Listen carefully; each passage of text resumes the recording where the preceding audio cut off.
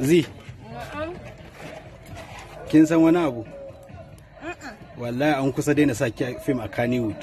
Baki ɗaya. Wai gaba ɗai? Kwarai kuwa. Da ana sani ba a wasa ne. To, in suka bar sani za ka sani? Mai kyau ma kuwa.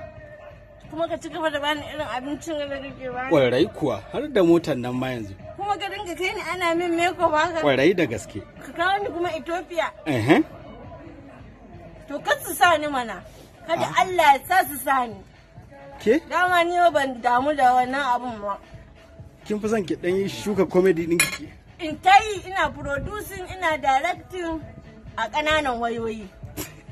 Har ya kai ka sai min wayan nan. Wayan nan da me remote. Kwarai kuwa.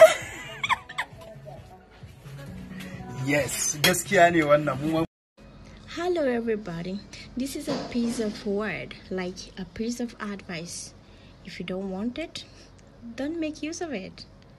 But don't you judge somebody by mere looking, okay? I mean, don't you judge somebody by just staring at that person. You don't stay for him for a while. You don't know who he is because he's putting on a dirty clothes, he's eating a rough food, and you in a big car and putting on a wealthy dress. And just looking at that person, started thinking of different kind of things upon that person. That's a bad idea. You don't have to do that, okay? If you cannot help somebody, don't just judge that person. You never can tell. He might be the person helping you in the future.